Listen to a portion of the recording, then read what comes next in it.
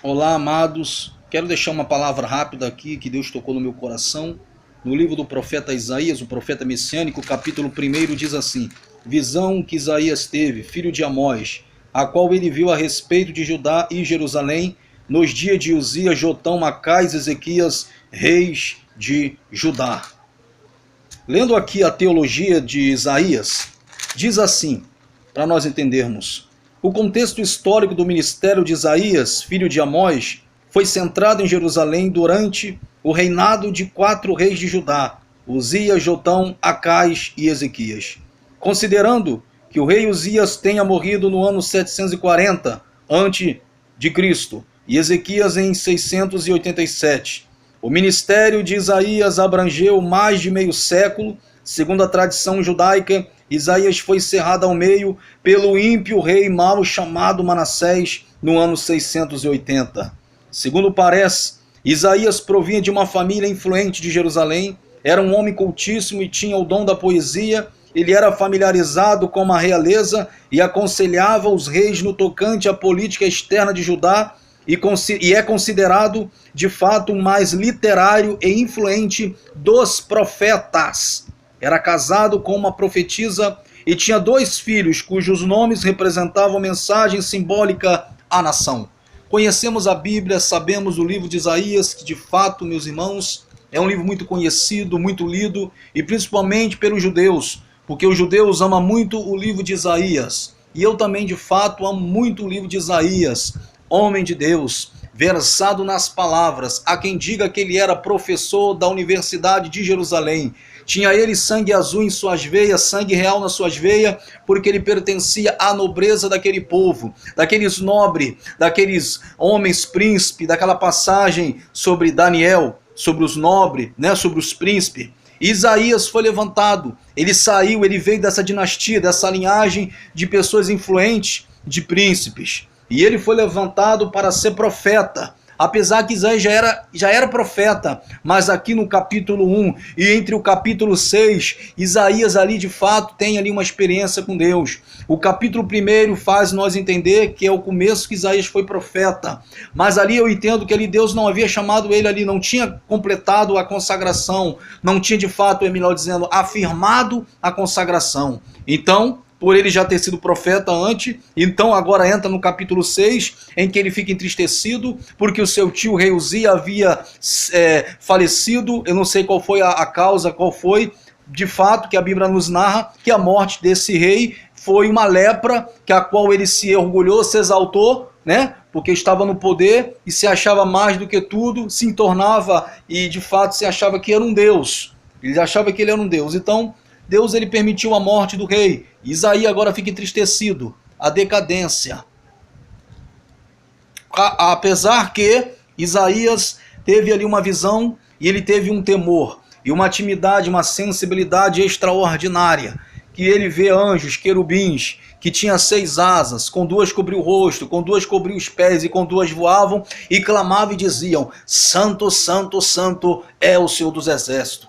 Os serafins são os únicos anjos, os únicos seres espirituais de Deus que têm 6 asas. São os anjos que eles ficam de fato acima de Deus. Isso está na Bíblia. Aleluia. Que os serafins, eles ficam acima de Deus, né? Ou seja, eles ficam ali adorando a Deus. Eles ficam ali exaltando ao Senhor. Você pode estar sofrendo. Você pode estar passando tribulação.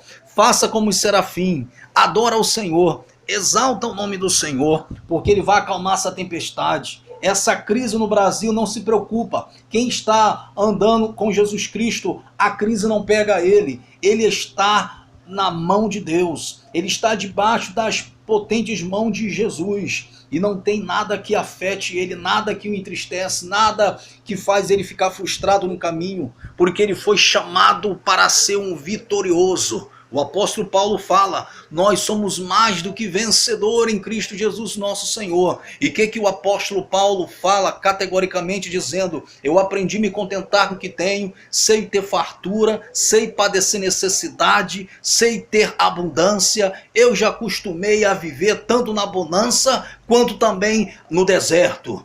Crente que não se contenta de viver no deserto, só quer viver na prosperidade, só quer viver na bonança, mas não quer passar pelo crivo da prova do deserto, não é cristão que nem Paulo, é crente materialista, é crente ambicioso, mas Jesus tem poder para libertar, para jogar por terra isso, tirar as escamas dos seus olhos e abrir a sua visão espiritual. Essa visão que você vai ver coisa extraordinária. E Deus te chamou, Jesus te chamou, não para ser cauda, mas para ser cabeça.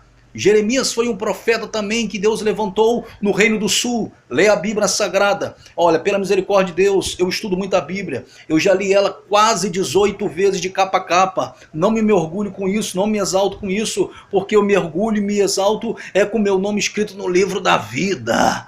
É isso. E Jesus Cristo comigo. Quando nós falamos na Bíblia Sagrada que tudo o que acontece é debaixo da permissão de Deus, e ambas as palavras eu quero vos dizer, Deus está vendo o teu sofrimento, Jesus está vendo o que você está passando nessa terra, não importa a tribulação, não importa a dificuldade, não importa o desemprego, não importa essa crise que a qual está tendo no nosso país, Jesus Cristo está no controle da sua vida e da situação dessa nação. Não se preocupa com a Dilma, com o Lula, eles estão, aleluia, na mão de Deus. Eles vão ser julgados conforme a lei. E a Bíblia Sagrada me revela categoricamente que Jesus Cristo, ele respeita as autoridades constituídas pelos homens. Então vamos orar por esse país, por essa nação, porque esse caos, aleluia, essa catástrofe financeira, essa crise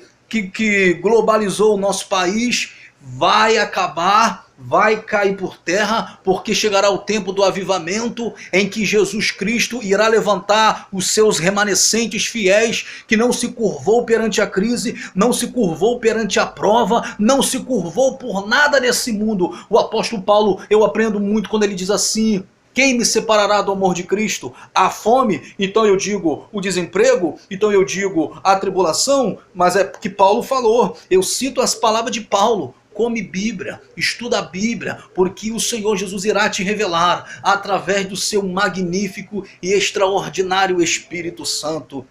Esta palavra é imutável, ela não muda, e irreversível. Começamos a entender também que a Bíblia Sagrada fala, aleluia, que no mundo tereis aflição. Quem disse isso foi o nosso mestre, o nosso Cristo, aquele que foi levado como matadouro, como cordeiro perante os seus tosquiadores e não abriu a sua boca. Houve derramamento de sangue, Jesus derramou o seu sangue, o Cordeiro de Deus foi morto, derramou o seu sangue na cruz do Calvário para formar uma igreja santa, uma igreja repreensível, comprada por bom preço de sangue. E esta igreja está aqui hoje, aleluia, vendo o céu aberto e o Espírito Santo descendo sobre ela. E nós é que somos o templo de Deus, nós que somos o templo de Jesus Cristo, porque Deus não habita, aleluia, em templos feitos por mãos humanas. O templo é o lugar de nós estar reunido em união entre os irmãos e adorar e cumprir aquela passagem que diz a Bíblia: